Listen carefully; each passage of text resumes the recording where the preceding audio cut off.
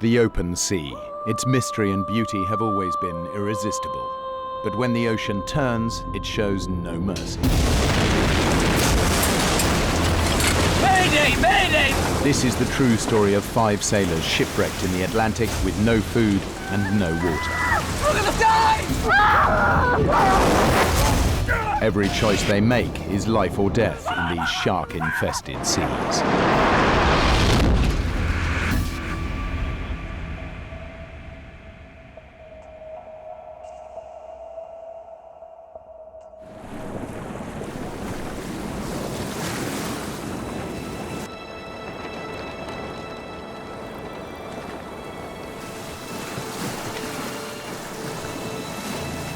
The brand new 58-foot luxury yacht Trashman surges through the Atlantic. Her owner made his millions in the rubbish business, and a hastily assembled crew who've never sailed together before are delivering the yacht to his home in Florida.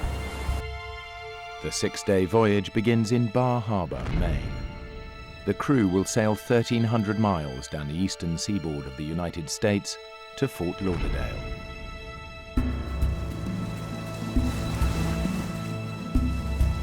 The most experienced sailor is Deborah Scaling Kiley. She's the first American woman to have completed the grueling Whitbread around the world race. I love to sail because you're working with nature. There's another force, and you become one with that force. And I'm a junkie for it. I'm an adrenaline junkie. Debbie has been hired for the run by the yacht's skipper, John Lipoff. He was sort of that scraggly sailor look. It's running nicely now. Head back inland, hire some more crew, yeah? The first thing that I noticed about him Cheers. that I thought was kind of wild was that he liked to celebrate everything. He wanted to have a beer the minute I met him. Problemo, Debs. Problemo. He showed me his resume, and it was quite impressive. He had actually been on a boat called Black Knight, which was the committee boat for the America's Cup. And you know, to be the skipper of that boat, you can't be all bad. You got to be a pretty good boatman. Is everything all right? John's brought along his girlfriend, Meg Mooney. She's no sailor, just along for the ride and looking forward to parties, calm waters, and sunshine.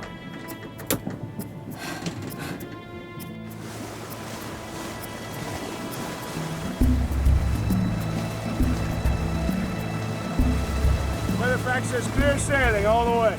Brad Kavanagh's the youngest crew member. He signed up because Debbie's on board. All right, why don't you go to sleep now? I'll take the next watch with John. Ask him to come up. Brad's a decent sailor, although he's not yet in Debbie's league.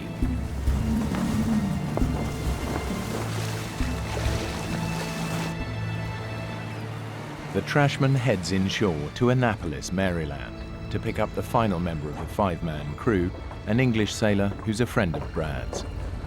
Debbie, this is Mark Adams. Hi. Debbie here did the last Whitbread. Is that right? That's right. I'm betting that your job, boys. I didn't like his condescending, chauvinistic attitude. Every minute that his mouth was moving, he was saying stuff just to be outrageous and to get people going. That was his MO. When we left Annapolis, I was in heaven. I was on the big version of my parents' boat with these nice new people heading to Fort Lauderdale, and I couldn't have been happier. There's something about pushing off and being back on the ocean. Everybody was getting along, and it was exciting.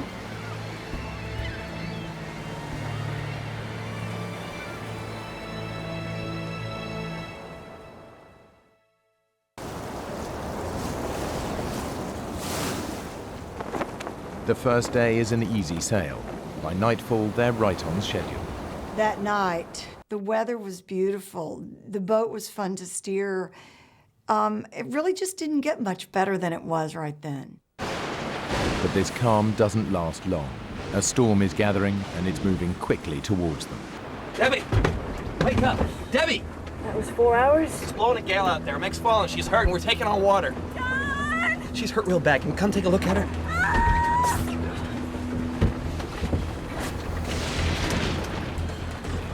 Where the hell did this storm come from? Usually if it's a squall, it comes in and it blows through and it's over. But this was not a squall. This was something that was building momentum. I couldn't believe the conditions had deteriorated so much.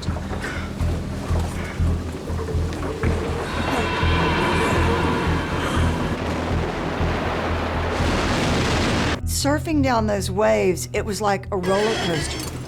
And it's like an elevator when it drops. This is why I got into sailing, Brad. Well, my mother sailed through a hurricane when I was in her belly, but I can honestly say that this kind of weather is not in my blood. Mark's up on deck just woo, howling at the wind, and obviously he's been drinking. Come on!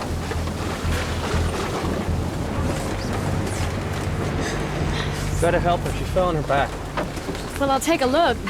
Meg had gone up on deck, and when the boat fell and wiped out, her tether didn't keep her from falling. I was like, what was Meg doing on deck to begin with? She has no business out in this kind of weather.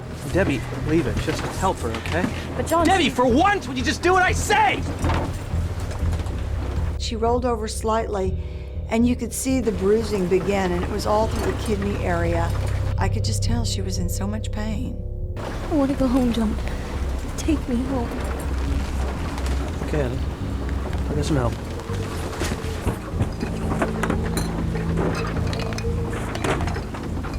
John discovered that he didn't have any charts to take him into this part of the coast. It was just one more little omen that things weren't great. It was that he wasn't prepared. The sailing vessel Trashman calling Coast Guard. We urgently need a compass heading so we can head inshore. We have no chart. Over.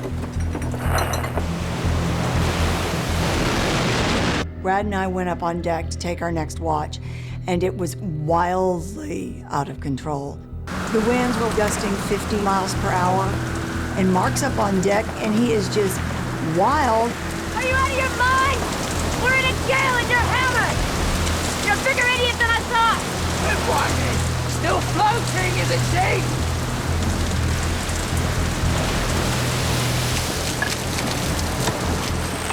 The Coast Guard advised us that we should go to Wilmington, North Carolina. But when we altered course and headed into the coast, those waves just started smashing into the boat and impacting us. And it was like one of those amusement park rides that, you know, kind of jerks you up, but it wouldn't go over and jerks you up. The yacht's sails are ripped off in the storm, so John turns to the engine in a last-ditch attempt to power through the waves. The alarms all went off and the engine overheated. The engine was gone, and that was the end of our ability to charge the batteries. We were quickly going to be running out of power to speak to anybody from off the vessel. Now we had no engine, no sail, and we were just floating out there in the ocean. Not knowing what else to do, John makes a decision the others find hard to take. He radios for help. Yes, we're running on emergency power. We need assistance immediately. We're in trouble. Our engine is down. Our sails are damaged. We need immediate rescue. Over. Need rescuing. I'd never been on a boat that had requested assistance, and it was really odd for me because it was like giving up. But John's big issue there was getting Meg off the boat. You have no right calling the Coast Guard! He's a skipper, Mark! He called the shots, don't forget that! He was angry. You know, he believes that a sailor should be self-reliant and only that, you know, only wusses would call the Coast Guard. Roger that. 2 ships, Exxon, Huntington, and Gypsum King. 4 hours away. Since the 2 merchant vessels are the closest ships to the Trashman, the Coast Guard requests that they head towards the yacht to assist. Help is at last on its way. It gave us this false sense of security, and I think that's probably the kiss of death. They will rendezvous. Roger that. Over. Come in, please, Coast Guard. This is Trashman. Are you still there? Over. Anybody there? Anybody there? Over. Anybody? Anybody? Powerless, the yacht is battered by the enormous waves. But after 12 hours on watch and with help on its way, Debbie and Brad decide to get some rest. I crawled in. I was so exhausted. I can hear Mark whooping it up and howling at the wind. Woo! There was that brief moment. I thought, God, we ought to be on deck.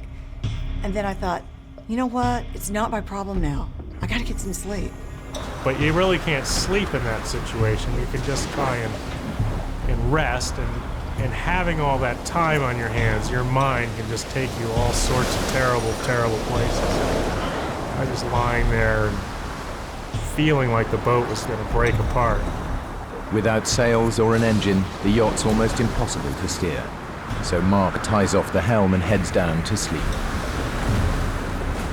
Brad lies awake, ill at ease, as the situation begins to get much worse. One of these times we got to the top of one of these waves, and it crested and broke, like at the beach, like Hawaii 5-0. And the boat fell off the top. You know, we were in free fall. And then we impacted against the window. And the window just smashed out, and the water just poured in. Damn it! We gotta get out of here!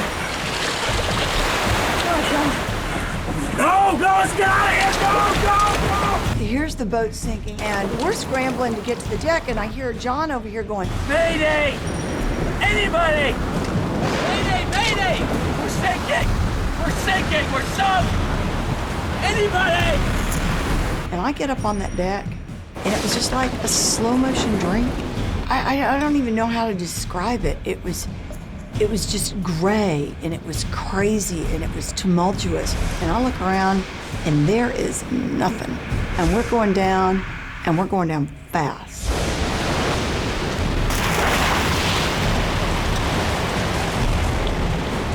You don't think about dying. You don't think about drowning. You don't think about anything. You think about getting away from this boat that it's going under, and it's sinking in less than 2 minutes. It's just going down like a big rock.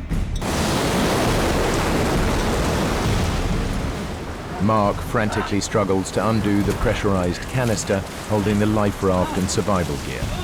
Brad heads for the only other option, a tiny, inflatable dinghy.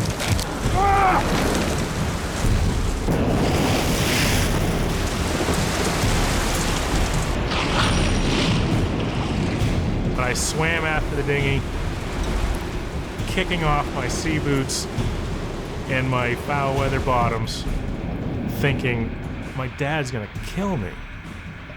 I've just let his boots sink. And then thoughts of my mother and how horrified she was gonna be, and how sad that when she learned that I had died there in the ocean.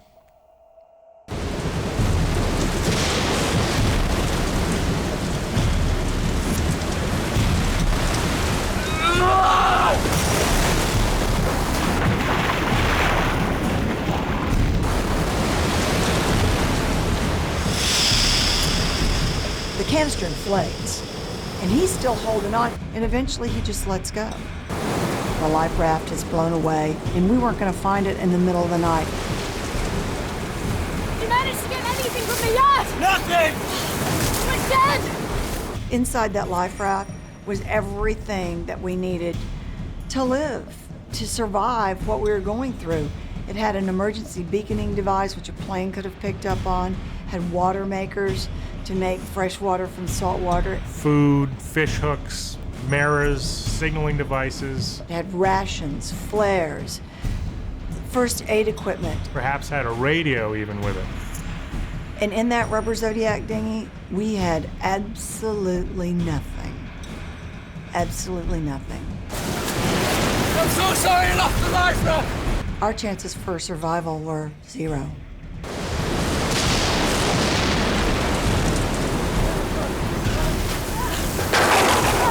Where's Meg?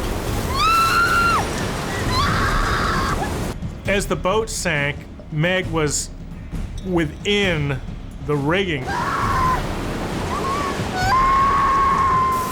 away from the yacht!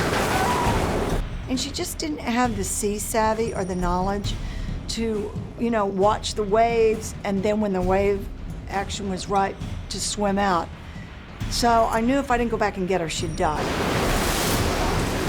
Jimmy! Be careful!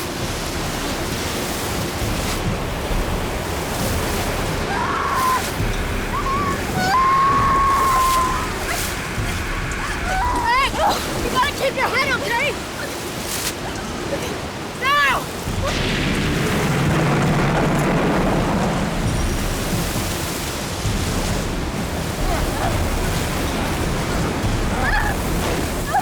We're all gathered around the rubber Zodiac dinghy, and I remember watching Trashman as the last little foot of her mast slipped under the water, and it was the most devastatingly lonely feeling that I've ever felt in my life.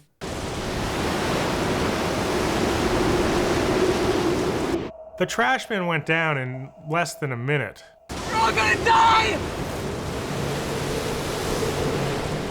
By not contacting the Coast Guard. You know, we were now half an hour late for our radio call. They should have been on the way. The cavalry rushing in. All we needed to do was stay afloat, and they'd find us.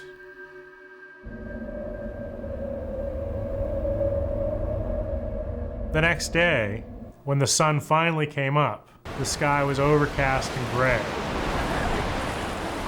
The air temperature being 40, we would definitely succumb to hypothermia. Let's get under the dinghy. There's a shelter. I can't. No! I can't. We'll be out of the wind! Rather than flip the dinghy over, the crew get underneath it, where they'll be sheltered from the bitterly cold wind and rapid hypothermia. Come on, check on you. The sad thing was that Meg just couldn't participate. I think it was too painful for her. But more than anything, Meg was very claustrophobic. Soon, the water begins to have its own chilling effect. Okay, we gotta get out of the water. It's cooling us down. Give me a minute! We devised a system where we positioned our bodies suspended by a line that we'd rigged. Lie down next to me. You two, lie on top of us. By stacking ourselves like a bunch of fuel rods in a nuclear power plant or a bunch of logs in a fire, we were able to share our body heat and to keep ourselves warm. As the storm raged on, you could crawl up underneath the dinghy like that, and it was so quiet and so peaceful. It was so deceptive. It was almost luring you once again into that amniotic state.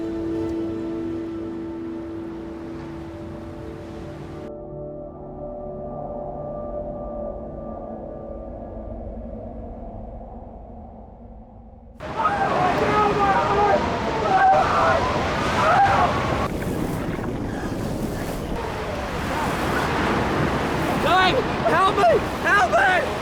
It's having a heart attack! Right! Call 911! When John started talking about his heart pains, I knew immediately he was probably just hyperventilating because the air would get very thick under the Zodiac dinghy. Please, get him into the dinghy! The wind was like 40 degrees and it was blowing like 90 knots. And we decided we would flip the Zodiac dinghy over and we lift Meg in.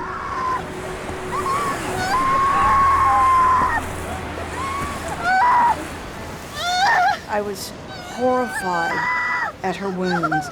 The wire in the rigging had cut almost all the way to the bone, and she had huge gaping wounds on her legs. It was heartbreaking. Just those wounds alone were a death sentence.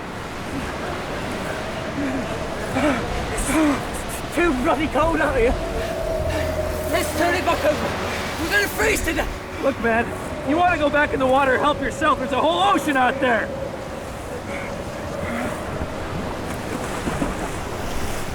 We hung there for a minute, and pretty soon he goes, "Quit kicking me." I'm not touching you! You did it again! Cut it out! What are you talking about? I'm not kicking you! Stop! Now! And I thought, you know what? I'm going to look in the water, and I'm going to see where his legs are, and I'm going to stay as far away from him as I can. And it was the most eerie sensation. And I noticed these like torpedo-shaped bodies, and I thought, fish. And then all of a sudden one came really close, and I realized it was like hundreds of sharks. They were everywhere.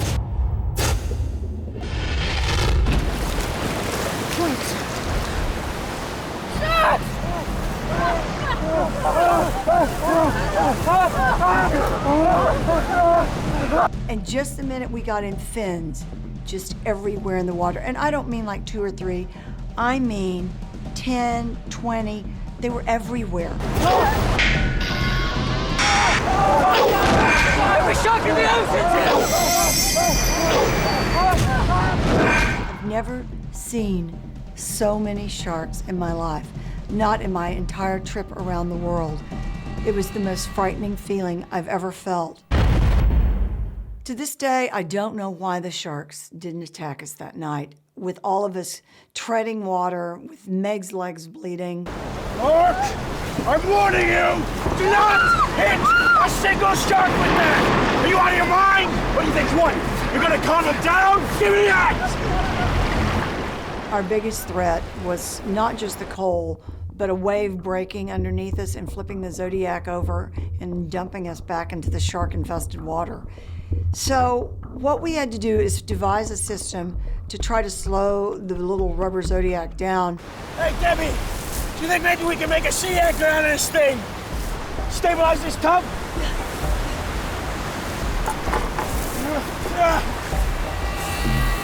But as soon as we threw the piece of plywood over the front of the boat, the shark swam up and grabbed it in its mouth. These were not little sharks. And this one was big enough to pull a 13-foot rubber Zodiac dinghy with 5 people in it, which is at least, 700 pounds, wildly through the water.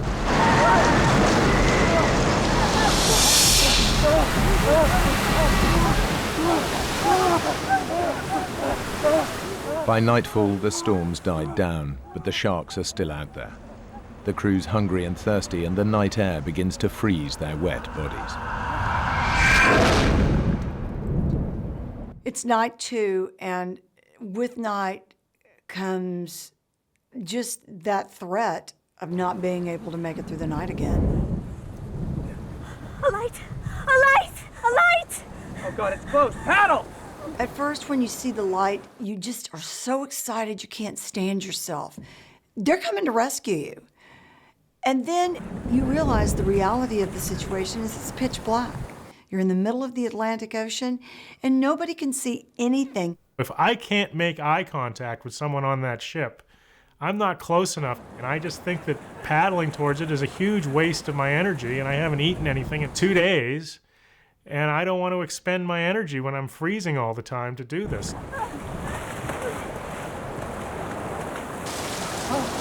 The craving for water is like nothing I've ever felt. It's as if every cell in your body needs it and it's crying out for it. You haven't had water in 24 hours, almost 48 hours.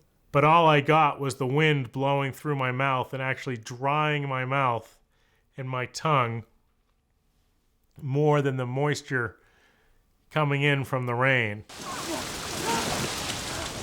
Damn! It was as if God was spitting on us, laughing at our situation. All of a sudden, we remembered about the ship, and we looked out, and the ship was gone. Maybe that was a chance for survival. It's the ultimate despair. And at that point, I just couldn't take it. I felt that I was being teased by the environment, and by the powers that be. Oh, I stood up and I gave God the finger, started, saying, what are you doing to us? You're gonna make it rain, let it rain so we can get some water. The last thing you wanted to do is curse God, because that was about the only chance we had for survival.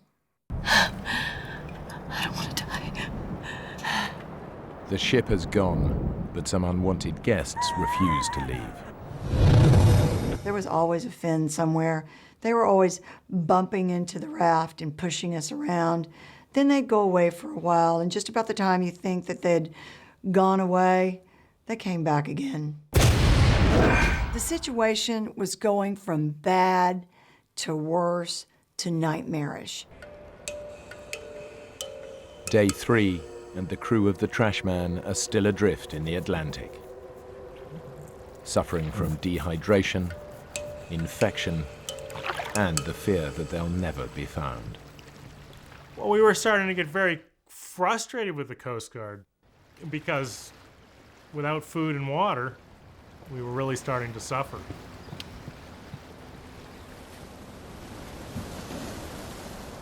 Hey, do you think a ship will rescue us before the Coast Guard finds us? Coast Guard's on its way. Yeah, sure, of course. Coast Guard's on... Hey, guys, I got news for you. The Coast Guard ain't coming. They never were. They forgot about us. We're on our own. Thanks a lot, Debbie. It was as if I had dropped the final curtain on the show. They just all kind of sat back and looked at me like I'd lost my mind. Hey, Brad, where do you think we are? Well, from roughly where we went down, we're anywhere between 35 and 135 miles off the coast. What? Is that far? We could still be blown to shore, right? Guys? My God. The crew have no idea where they are, but the dinghy's now 140 miles from shore and heading out into the Atlantic. The dynamics of the group begin to change, and partnerships form as the survival instinct starts to take hold.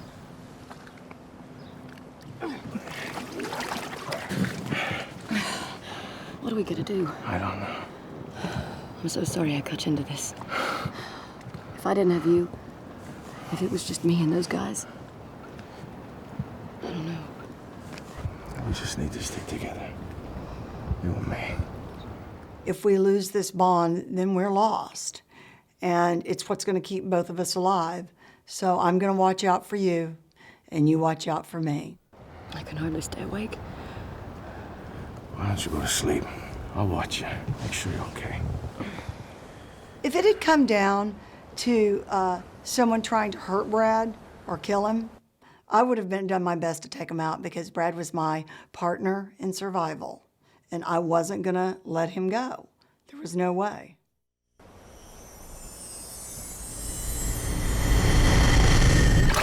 The bottom of the boat was fetid. It had a mixture of urine and blood and pus.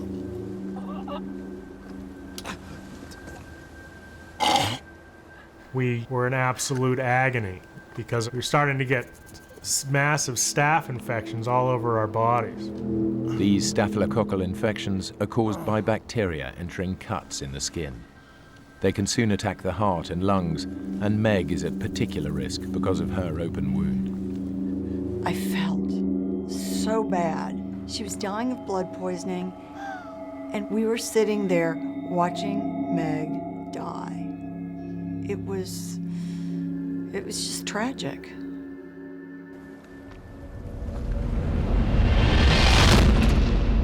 Night 3, with all the infection coming on, and the starvation setting in, we all were getting very delirious.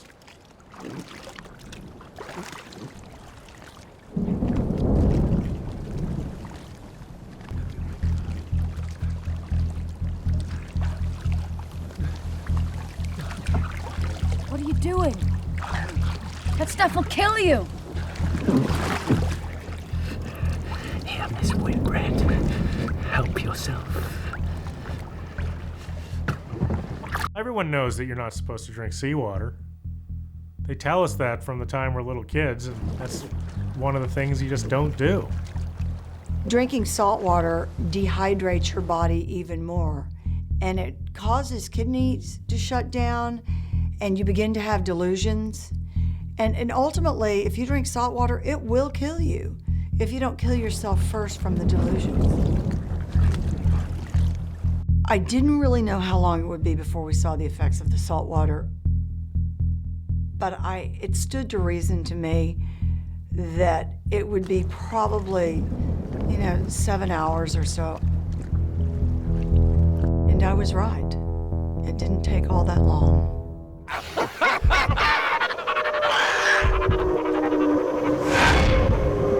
It's too hot.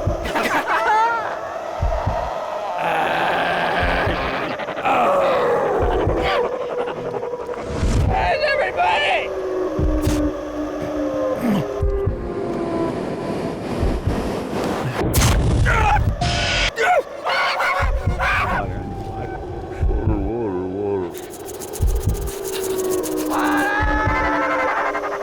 Come here.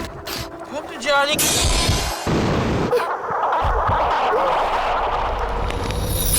Where's everybody?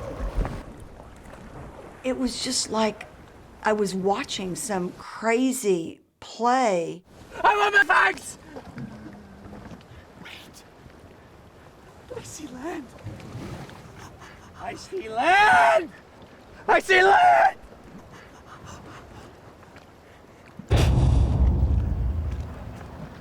It's right there, man. You see it? It's right there in front of us. We're just off Falmouth, Meg. We'll go to the hospital where my mom works. She'll take care of us. We're in the middle of the Atlantic Ocean. We're nowhere near Falmouth. That's total crap, man! It's over there. This went on all day long. Oh, I want my cigarettes. I need one now. The monotony of it was starting to drive me crazy. I'm just gonna get my car. We're in the middle of nowhere. You guys bring the boat in, and I'll go get the car. There is no car, John.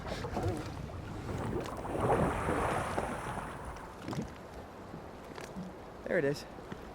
I see it. I'm just gonna get the car. And then all of a sudden, he jumps off the side of the boat. John. And we're like, where the are you going? There is no land, there is no Falmouth, and there are a lot of sharks out there. You need to come back.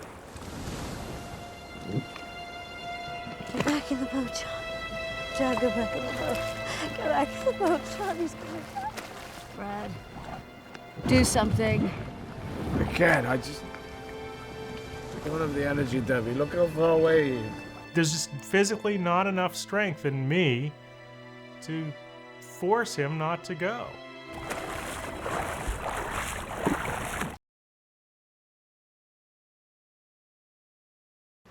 I can't see him. All of a sudden, we just hear this shrill scream. I mean, blood-curdling. And it was over. And then silence. And it was like there was no crying. There was no nothing. Meg just said, He's gone. there wasn't any doubt what had happened to him. The sharks got him.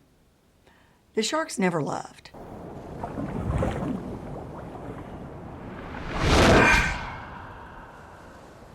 I was angry with him because I really felt that I would get a lot of credit for surviving and having everyone survive. I looked forward and relished the thought of being heroic. And there's nothing heroic in what I had done in this instance, which was stand by while John swam off to meet the shark.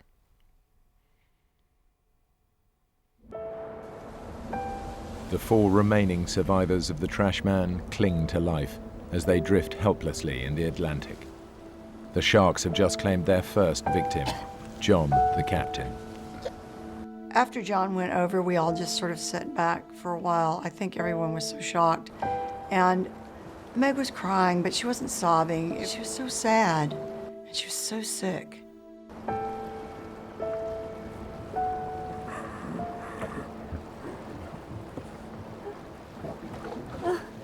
Hey, gorgeous. I know how to make you feel better. Take your mind off John. Promise. He says,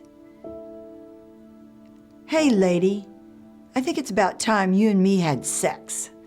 And that just like, hit me over the head with a 2x4, and I woke up Brad, and Brad. We've got to stop this. Hey, let's just see how she deals with it.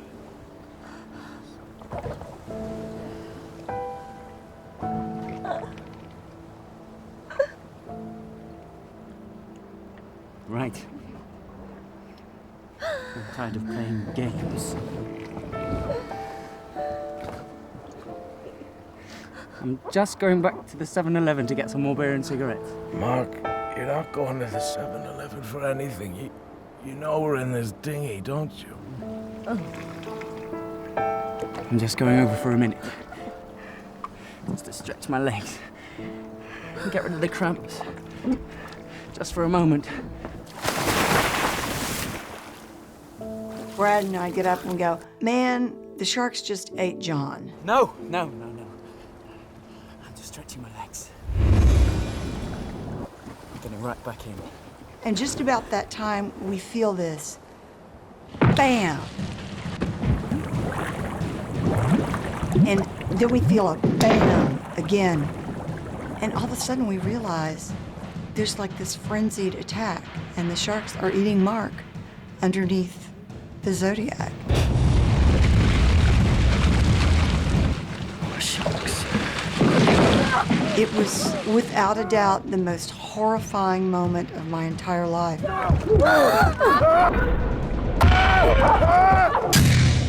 The sharks now had a taste of what they'd been following for days, and they wanted more. So they tried to tip the boat over with Meg, Debbie, and I in the raft.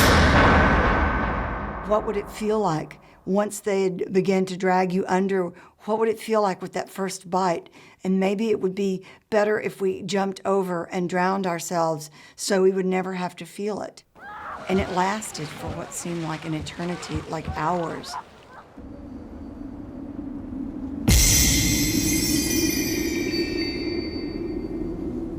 That night, I remember waking up and looking up, and there were stars everywhere. It was like a starry night.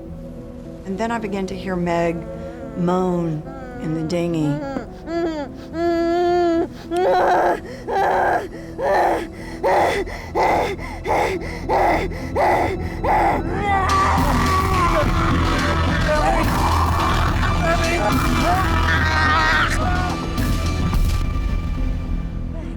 I think she was frustrated and she just wanted to strike out at somebody. I mean, John really did her a dirty trick, leaving her there in the raft. It was really weird. She took her hands and started moving them in the air like a Spanish dancer, like she was in completely some other world. And then, out of the blue, she just started talking. What did she say? I don't know.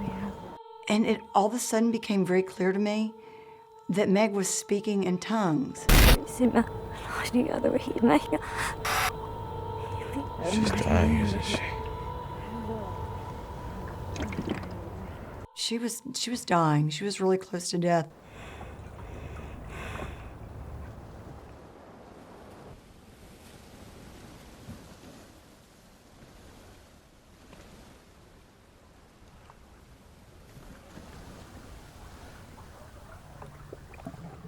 Meg? When we woke up, Meg was dead in the bottom of the dinghy.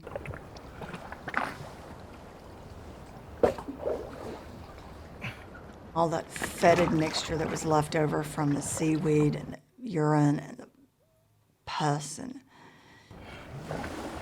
Debbie. Should we eat her? We were starving, and you've heard of cannibalism at sea, and are we gonna, nourish ourselves by somehow figuring it out how to butcher her and eat her, or what are we going to do? Ugh. She's too infected, Brad.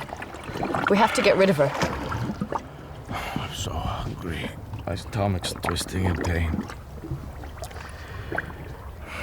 You're right.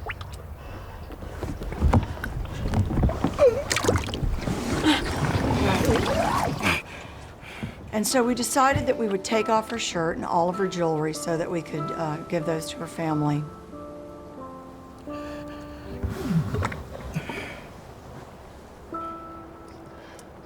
I got really mad at Brad because he was like, I can't get the ring off. I'm like, get it off.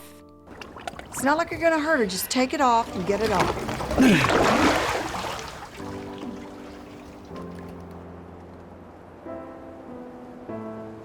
It was such a sad moment because we laid her body, naked body, on the side of the raft, and then we decided that we couldn't just push her over, that we had to give some kind of a funeral.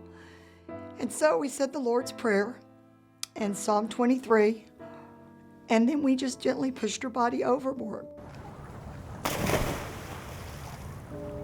And we decided then that we would just go back to sleep so that if the sharks attacked her, we wouldn't have to see it. And so that's what we did.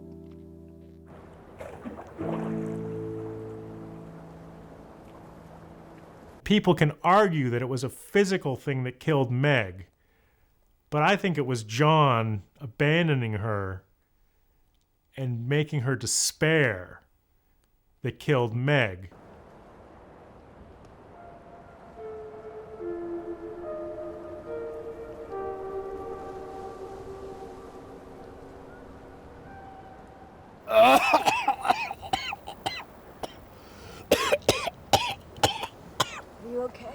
I don't know. I've been retching ever since I woke up. It's the water in the bottom. Meg's died in it.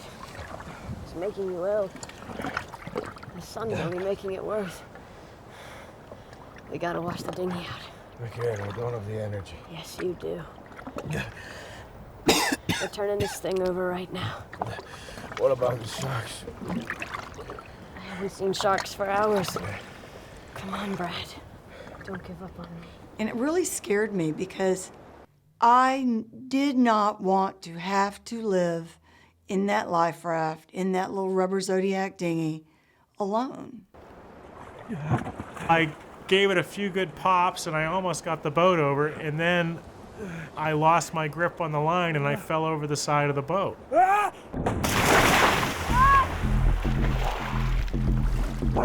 Get me! You gotta be back here.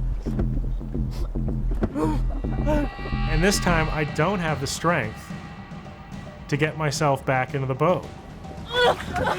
For God's sake!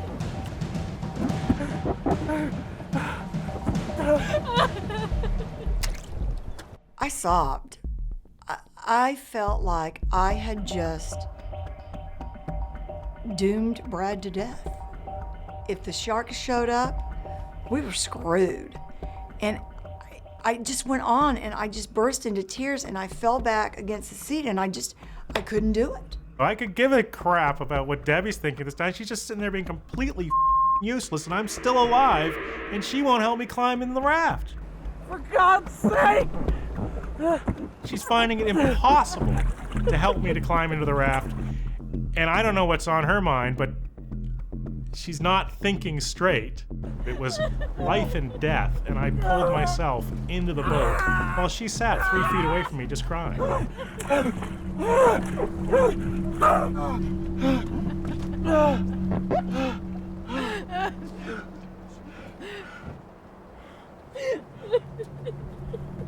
We were each at one end or the other of the raft.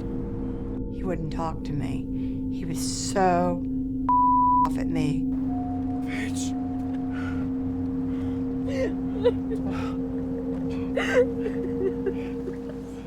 I'm so sorry, Brad.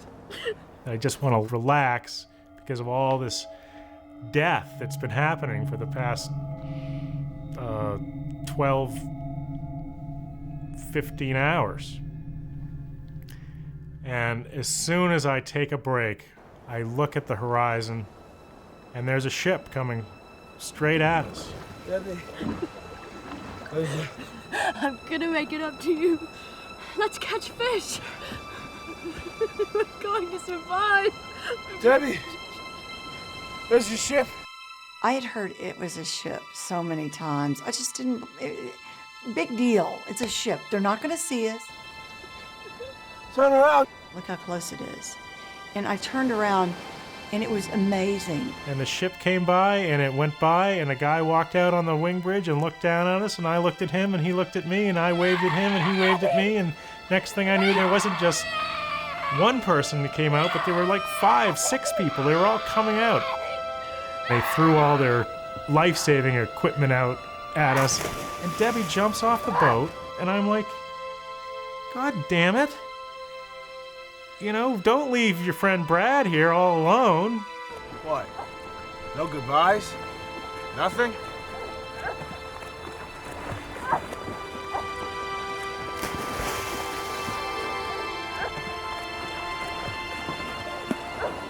I was holding the rope that held the life ring, and they started winching us in.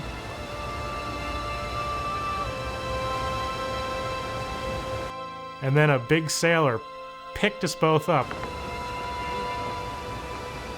And when they finally hand me off to the last guy, he just gently lays me on the deck, and I realized that they were Russian. And I didn't care. It was, I didn't care where I was going. I didn't care who these people were. I was lying there, and Brad was there, and we were alive.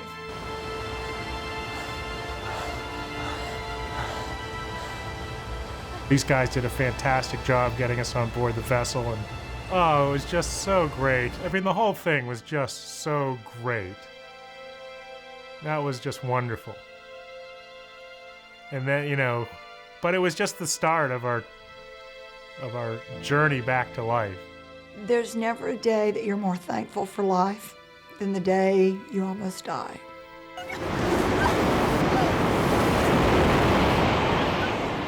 I'm here today, and I don't feel guilty about it, and I have no regrets. And every day I wake up, and it's a new day, and I'm happy. And I always try to find something good in the bad things that happen to me. It's not something you just turn off when it's over. You keep living in that survival mode. I don't know if you're shell-shocked or what you are, but it's impossible to just turn it off and go back to being the way you were before. In their 5 days at sea, the dinghy had drifted 140 miles from where the yacht sank and was heading further and further away from land. With no beacon on the dinghy, the 2 merchant ships were unable to find it. The Coast Guard called off the search for Trashman because it received a call stating the yacht had made it safely into port during the storm. Who made that phone call remains a mystery. I believe that, John and Mark could have pulled through, but I think with these guys, the real problem was that they had just reached the end of their rope and it was not worth it for them to put up with the pain and continue living. But for me, I'm not going to take myself out of the game before it's over. Brad and Debbie have no idea how much longer they could have hung on. What they do know is they had an unshakable will to survive.